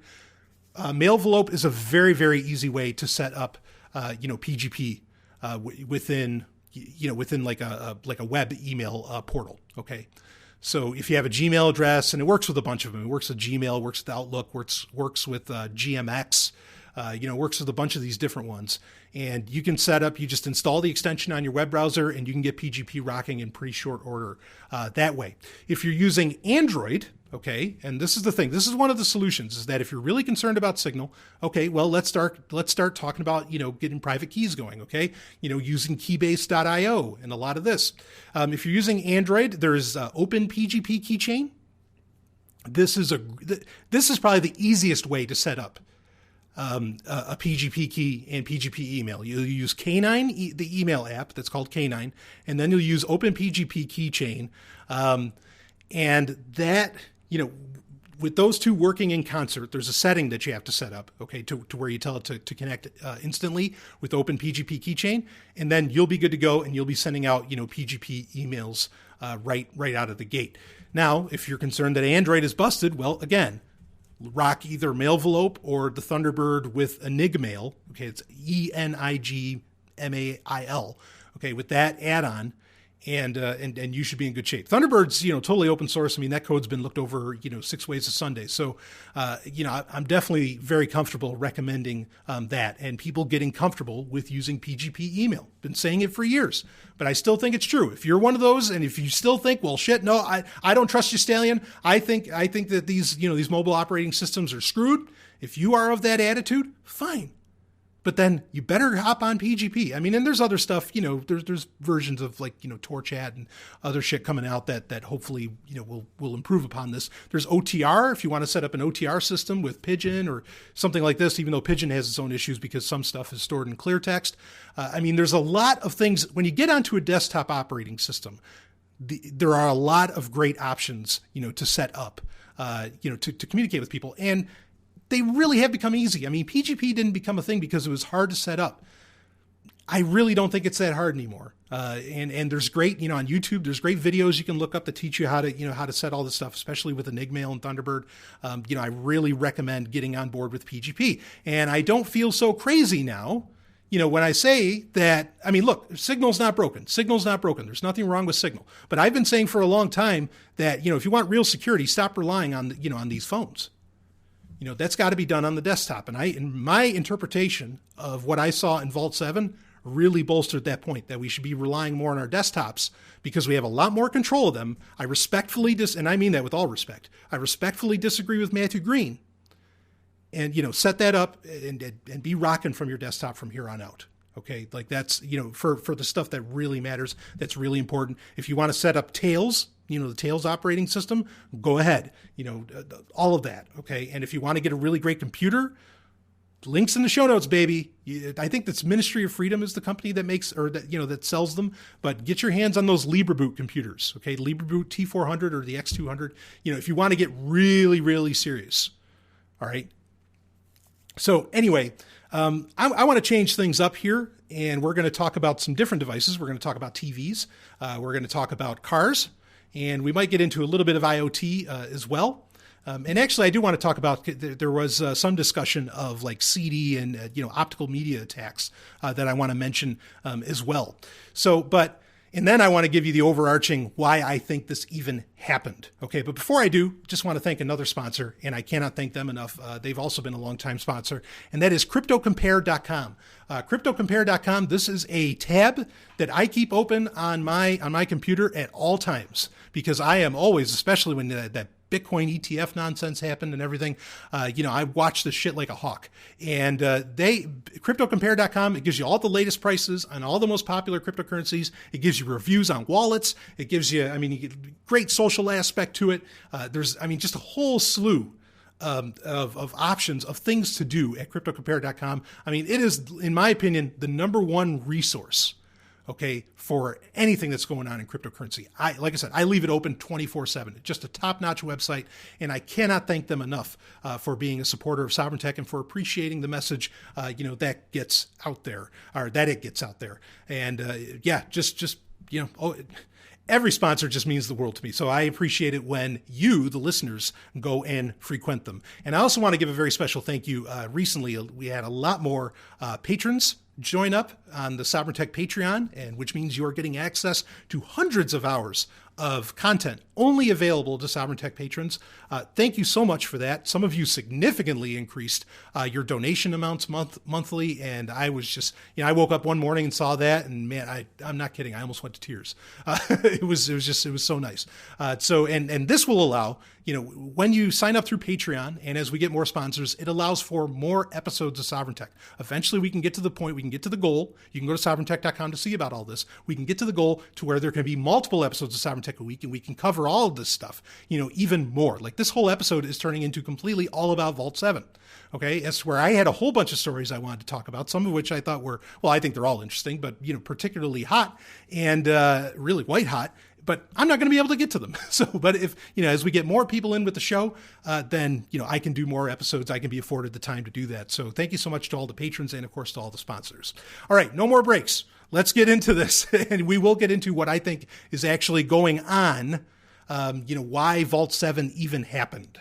All right, because I have an opinion that I think is little expressed and, maybe even unique. So, all right, real quick, I want to just touch on the optical media, the CDs and DVD attacks. And it's true. Look, there's still plenty of people in the world that use CDs and DVDs. Folks, how does, I bring this up all the time. How does Facebook do all of their long-term storage? They use Blu-rays, not servers. They use Blu-rays. there you go. Okay. So optical media is still a thing in the world, even by the biggest companies on the planet. So the CIA developed code called Hammer Drill that exploits pretty much the optical media storage medium. Version 2 of the software allows an infected computer to log what CDs and DVDs are being read by the user, for how long, and the data they contain.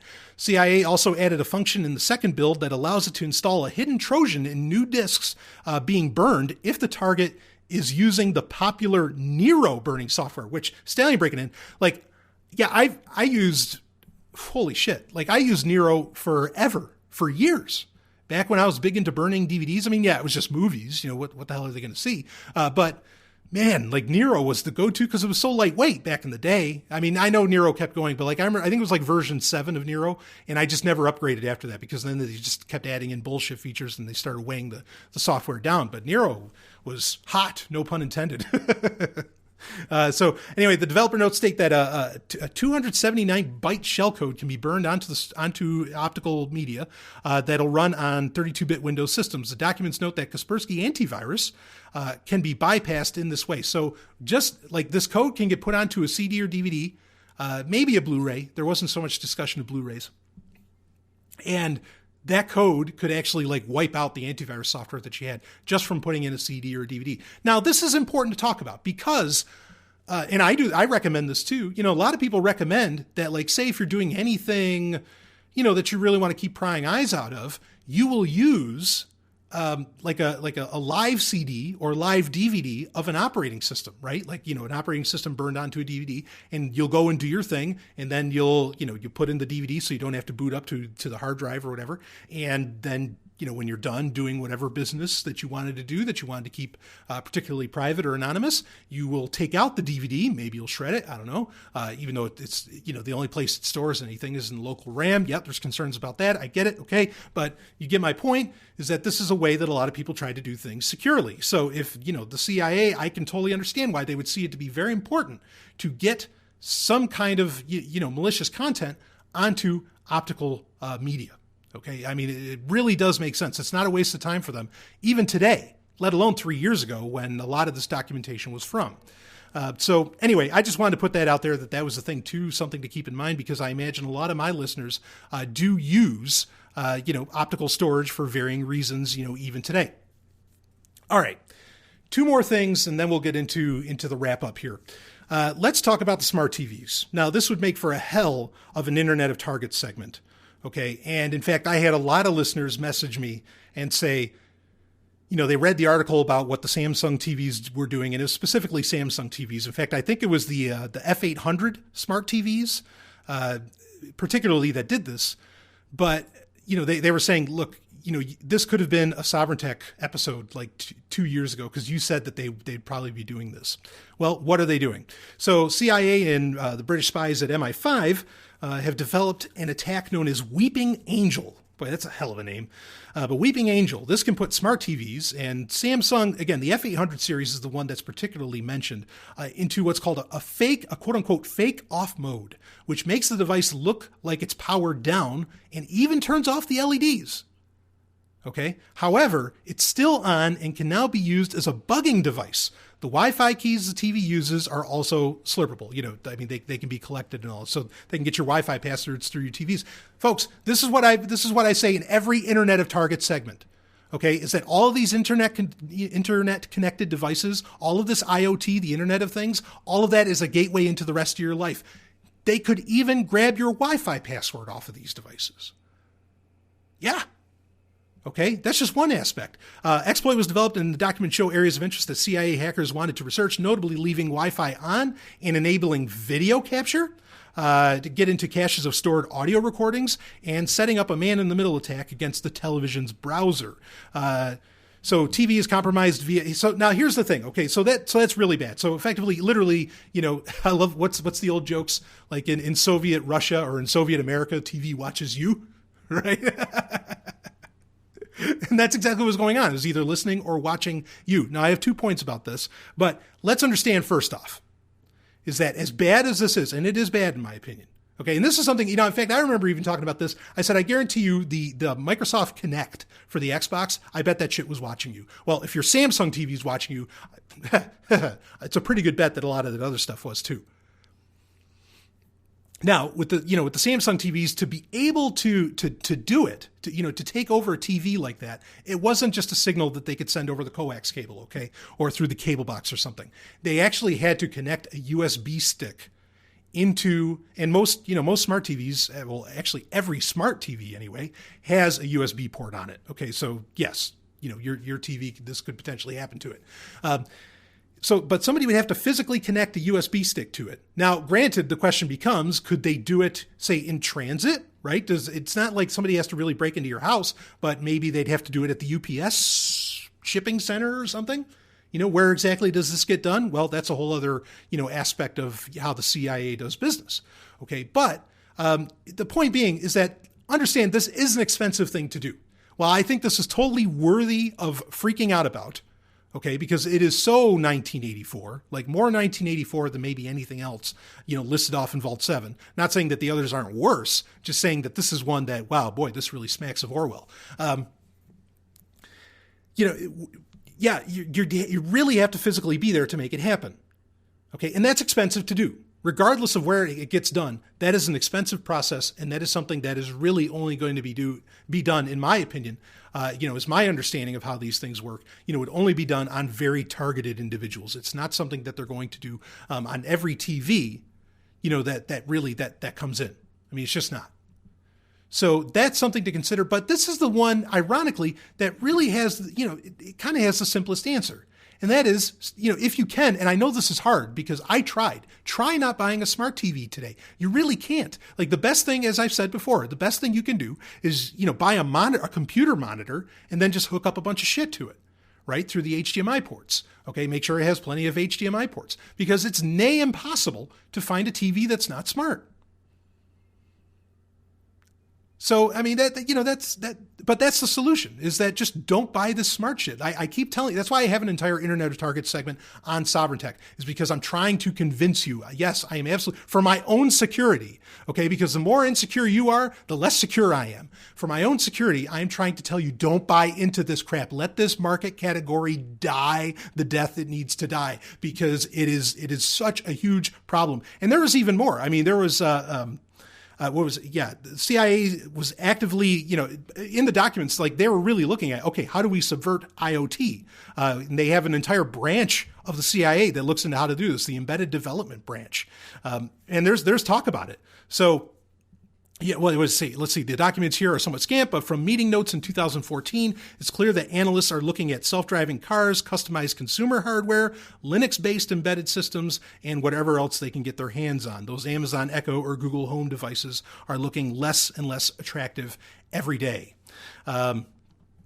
So anyway, yeah. Stay away from this IoT stuff. Just don't do it. The TVs, whatever. Yeah, these TVs are watching you. Yes, they are listening to you. I remember we covered a story maybe a year or two ago on Sovryn Tech where a person said that they were fairly certain that that the TV itself was sending out some kind of signal and that his phone was receiving it because the show that he or she was watching was, suddenly he or she received an ad in their Twitter feed for that television show, and they would never watch that television show. I mean, I'm being very basic in the details around it, but it made a very compelling case that I talked about, for a whole segment on Sovryn Tech because, what exactly? I mean, that's a whole other aspect that this didn't even cover. It's like, okay, well, if they're listening to you, can they also transmit a little bit of stuff, right?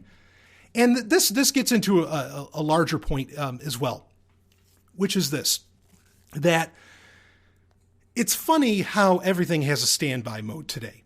Not new for Sovryn Tech listeners. I've complained about the lack of a power switch for so long.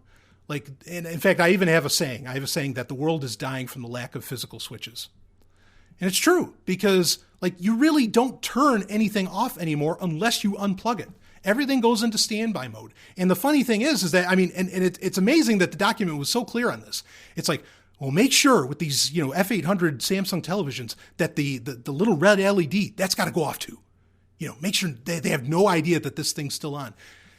It's it's kind of creepy that everything wants to stay plugged in, and that they give you kind of incentives even to do it. You know, companies give you incentives to do it, like to keep your, you know, all of your data and settings and whatever, you know, your last channel that you were on, you know, and all this shit, you know, all together. As to where, you know, back in the day, you know, 20, 30 years ago even, or, you know, maybe even 10, you know, when you turned something off, that shit was off. Like, you knew, like, there was a hard cutoff. Like, the button would actually move in and out because it was actually, you know, it was closing off the circuit.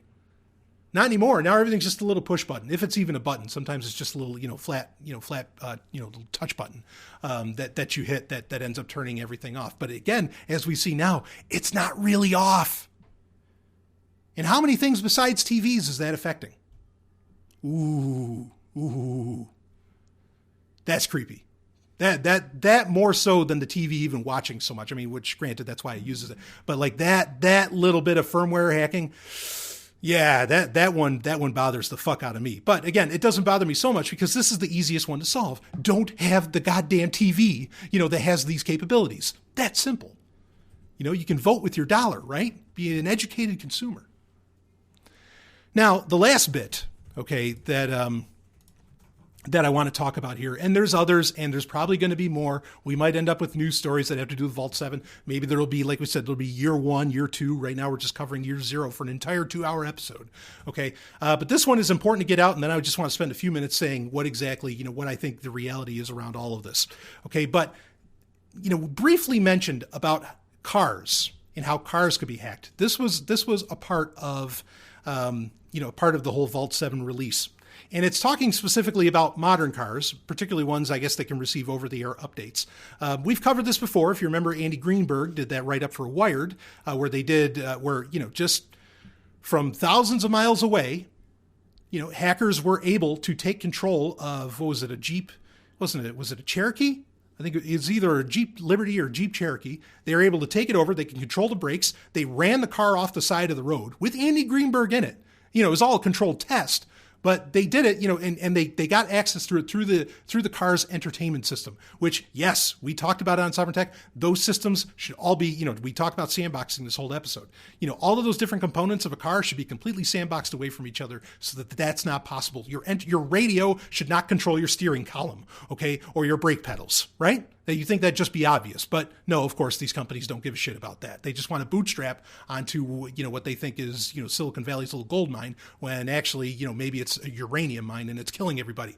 Okay, but who it may have killed. Okay, so now we know that the CIA can do exactly what Andy Greenberg went through in that Jeep. And this is the one thing I was impressed by, because as soon as I heard about the car getting controlled and the potential for it, and it was kind of in the wording that it could be used as an assassination device, meaning that the CIA could take control of a modern car, okay, you know, with all of its computer systems and everything, and just ram it into a tree. The instant I read about that, my mind so quickly said, Michael Hastings. Now, if you don't remember Michael Hastings, okay, Michael Hastings was a journalist, very famous for his coverage with Newsweek of the Iraq War in the early aughts. And he was working for BuzzFeed, worked for Rolling Stone. And this is back in June. It was, in fact, the day he died, because he's dead now. The day he died, it was June 18th, 2013. And he was claiming that he had a huge story, a very important story that he wasn't willing to really talk about much, until effectively the time was right. And what happens, you know, on a certain, you know, summer's day? Well, I guess it'd be a spring day if it's the 18th still, right? But anyway, on that sunny day, his car, just happens, you know, it was a Mercedes C250 coupe at approximately 4:25 a.m. So yeah, late at night. But in the Hancock Park neighborhood of Los Angeles, he crashed. His car, and you know, sparks started flying. Literally, the car went into flames after it crashed into a palm tree. And there was video footage of this from a nearby security camera, the whole thing. And people have, even when that happened, okay, because I mean, people were saying, okay, no, something's not right here. We think there was foul play involved with this crash that Michael Hastings went through. And the FBI had files on this guy. I mean, this is somebody, we talk about this whole episode, we've been talking about how, look, really the only time a lot of this stuff is going to affect you, like in a way that maybe, would freak you out, is if you are being targeted. Well, guess what? Michael Hastings had an FBI file. This guy was one of the guys. If anybody in the world was targeted, Michael Hastings was probably one of them. Whatever the hell that big story he had was, we're never going to know, okay, because unfortunately the guy's dead. Yeah, but maybe it was something so big that the CIA said, okay, and again, this fits in the time frame. We're talking June 18th, 2013, 3 years, which is at the time that all of this year zero stuff is from. Okay, maybe they said, okay, take control of this guy's car and you ram that bitch into a palm tree. Is that what happened? What was the story? What did Michael Hastings have to say? This guy, I mean, this isn't a person who gets scared easily. I mean, this is a man who was over in Iraq.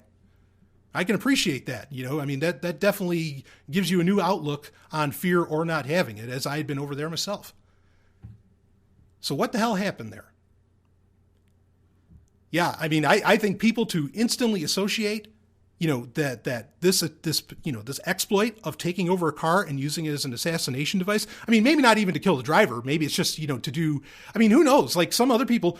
What about all these, that are happening around the world where at like parades or something, some wild truck just goes through and kills, however many people or something. I mean, could effectively the CIA take over the vehicle and use it as, as a meat grinder?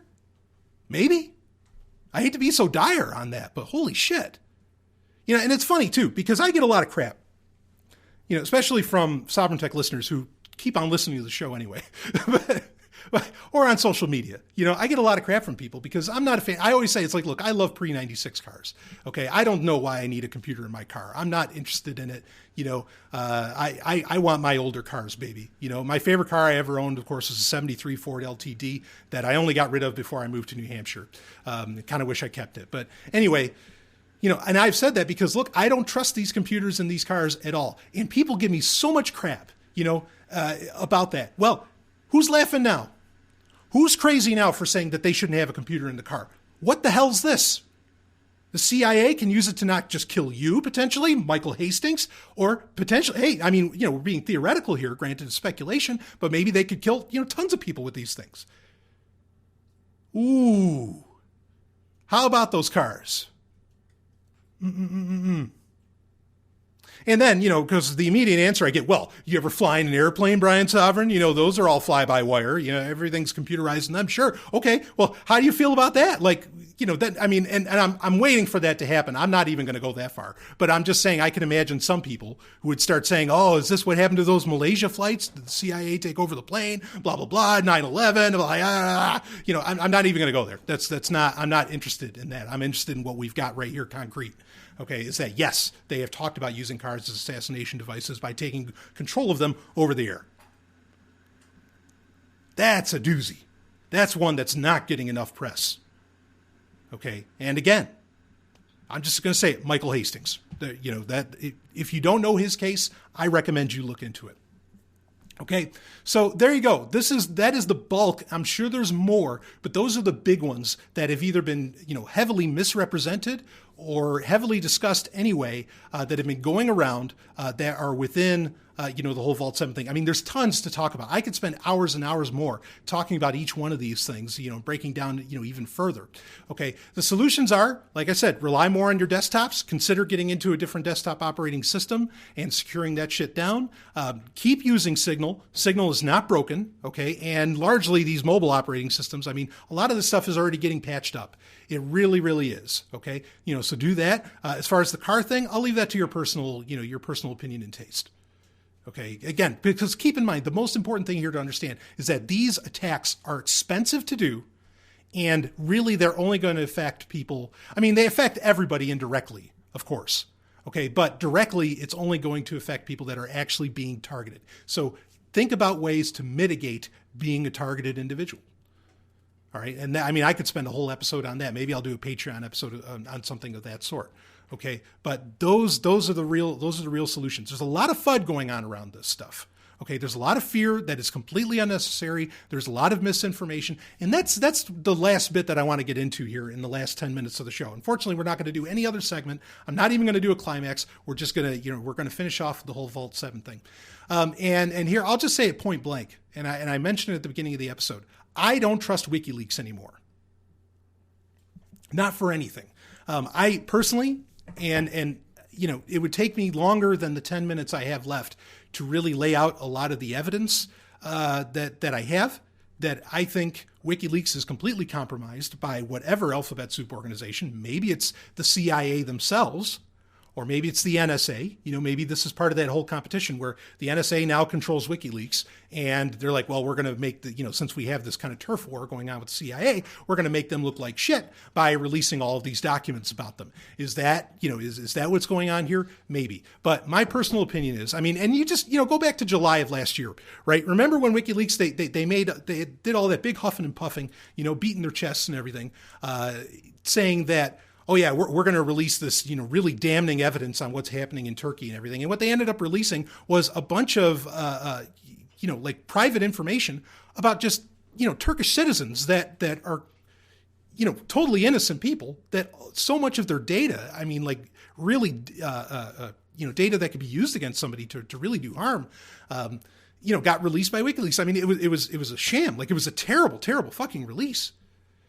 That was one of the, not the first thing, but that was one of the initial things where I was like, that whole situation, like, you guys really botched that up. That there was no need. You released a bunch of crap and you harmed a lot of people that didn't need to be harmed. Because most of the data that went out there, because some people have been saying that about WikiLeaks for a while, that like, oh, they're releasing, this military data, and so they're, potentially affecting agents on the field and, and all of this other stuff. The release from the Turkish databases, most of that had nothing to do with that at all, if any. And that was an ugly bit of business. Okay, now, there are people who, now we're getting into some speculation conspiracy territory, there are people who think that Julian Assange hasn't even been alive, at least for the past few months, that he is long dead. Well, that's an interesting story that requires a lot more time to cover. But I'm just going to put out a maybe. But all I'm really going to say, there's been things done recently that apparently prove he's alive, and he's done, well, anyway, we're not going to get into that because that requires covering a whole bunch of other crap. Okay, but what I want to say is that WikiLeaks themselves, yeah, I really think they're compromised. I think a lot of what they were doing during the election really seemed like they were trying, they almost felt like controlled opposition with a lot of the stuff that they were, releasing and everything. And in fact, what's also interesting, and this is a point I didn't even get into that also got covered by Vault 7, is that the CIA will fake who exactly looks, they'll fake who's doing the attacking. Like a lot of these, exploits that they take advantage of on devices, they can make it look like it was the Russians, even though it was potentially the CIA. Now, that gets into, that's a much longer conversation, okay? But it's interesting, that sort of thing was happening. And in fact, I have no reason actually really to doubt that it wasn't really the Russians, that it was the CIA that could have been doing, a lot of this. But WikiLeaks was, in my opinion, kind of part of really controlling that Russian narrative because, with what they were doing against the DNC, the email hacks and all this different stuff. Something's not right about that. And maybe the most damning aspect of it is that, again, the way that they were releasing just the Vault 7 information, the year 0 information, they were totally practicing FUD. There was no reason to say that Signal was cracked because it wasn't, or WhatsApp, at least not for the reasons that they gave as far as WhatsApp goes, or any of these other things. All right. There was, they straight up were lying. And that's a problem. And to make it worse, like I said, most of or a lot of, not all, like I said, there's a register, there's some others that were, thankfully doing some due diligence. Even the New York Times came out with a great story saying, look, that WikiLeaks, we don't know what they're doing, but they are not, the documents themselves are completely authentic, but what WikiLeaks is saying and some of their conclusions are bullshit. And it's true, they're bullshit. So I really don't trust WikiLeaks. Now, if, let's say, that WikiLeaks is controlled by CIA or NSA, I'm going to run off the theory, and again, we're going in the speculation realm here for much of this. Okay, I am going to say, that perhaps they are run by the CIA. I mean, some people talk about that anonymous hasn't been anonymous forever, that that's also, something that's controlled by whatever intelligence agency. But I'm not going to go into that. So as far as why I think this happened, now the thing that you find out from the Vault 7 release is that the CIA lost control of all of these tools that were announced. And that's where I think the reality lies as to why this even got released. I think that the CIA absolutely let this go out. The WikiLeaks was their venue. Now, maybe it wasn't WikiLeaks compromised. Personally, just based upon the way that WikiLeaks announced a lot of this and reported on a lot of this, that lends me to think that they're compromised. I think that it shows really that the CIA needed the private sector's help in solving all, in closing up all these exploits, closing up all these gaps, plugging all these holes. That's my opinion of why this information even got out. Is because the CIA doesn't, just like they don't have the manpower to exploit everybody on the fucking planet, I don't think they have the manpower or the brains even, especially based upon, like I said, a lot of this stuff, some of it's a little clever, but a lot of it's so rudimentary, it's so basic. They're really not dealing with the best people in the world. And obviously, a great hacker can make great money going and working for Kevin Mitnick rather than working for the government. Okay. So the incentive is really to work within the private sector or even black markets or something like this. And I say black markets with respect, not as a derogatory term. So in my opinion, the CIA couldn't handle, and they're scared to death of the tools that have been released. And so they put it out there as a leak, and they did it in a way that makes it seem like they're kind of the bad guys and that the public is going to get in a little bit of an uproar, and they want all of these companies, hey, Apple, hey, Google, hey, Chrysler, hey, whoever, you need to start fixing this shit right away, or we're in some, really big trouble. Okay. And honestly, I think even the attacks by WikiLeaks themselves, the verbal attacks on Signal and encrypted chat apps, I think that was all part of the scheme as well to get people away from using those. Because as we know, ever since Donald Trump, became president-elect and then president, the use of Signal has gone up hundreds of percent, at least 400%, if not significantly more.